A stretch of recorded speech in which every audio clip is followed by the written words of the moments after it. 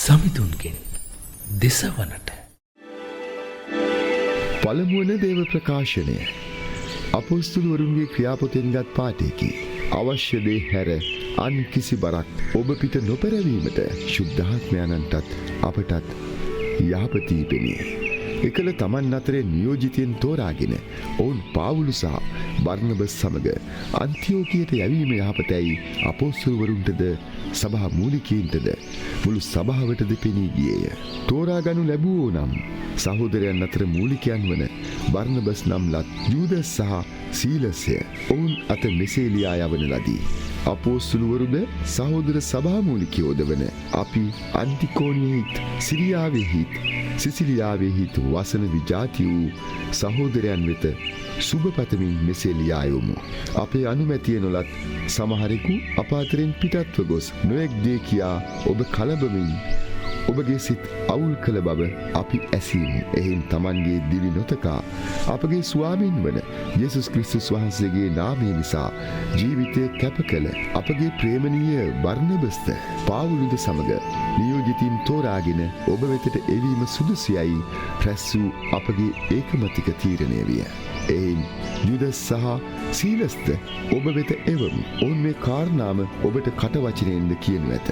එනම් දේව පිළිමවලට පිදූ දෙයින්ද, ලෙයින්ද, බොටුව මිරිකා මැරූ සතුන් කෑමෙන්ද, කාමී මිත්‍යාචාරයෙන්ද ඔබ වැළකී යුතු බව මිස වෙන කිසි බරක් ඔබ පිට නොතැබීම යහපතැයි ශුද්ධාත්මයන්ටත් අපටත් පෙනී ගියේය. ඔබ මේවායින් වළකින්නෙහු නම් යහපති. ඔබට සෙත්ම වේවා. දේව වාක්‍යය නම් මෙසේය. දෙවන දේව ප්‍රකාශනය එළිදරව් පොතින්ගත් පාඨයකි.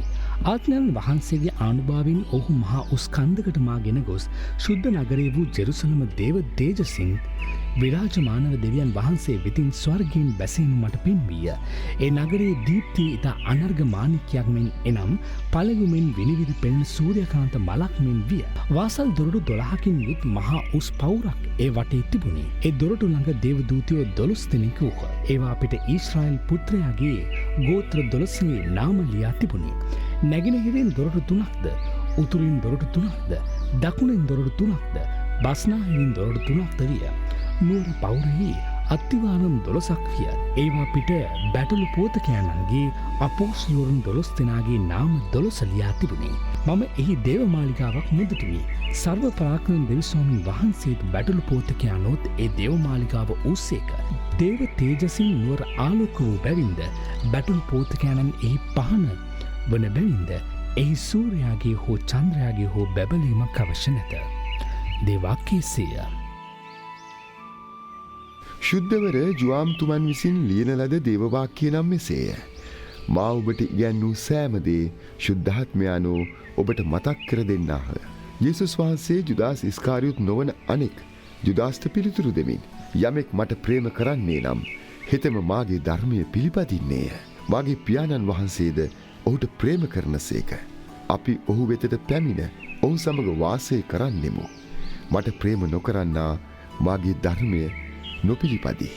ඔබ අසන ධර්මය මාගේ නොව මා එවා වදාළ පියාණන් වහන්සේගේ ධර්මයයි. ඔබ සමග සිටින අතර මම මේ දේවල් ඔබට කීවෙමි.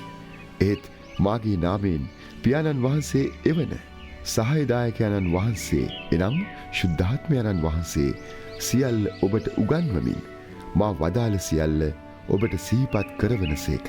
ශාන්තිය ඔබ වෙත ප්‍රදානය කර යමි. මාගේ ශාන්තිය ඔබට දෙමි.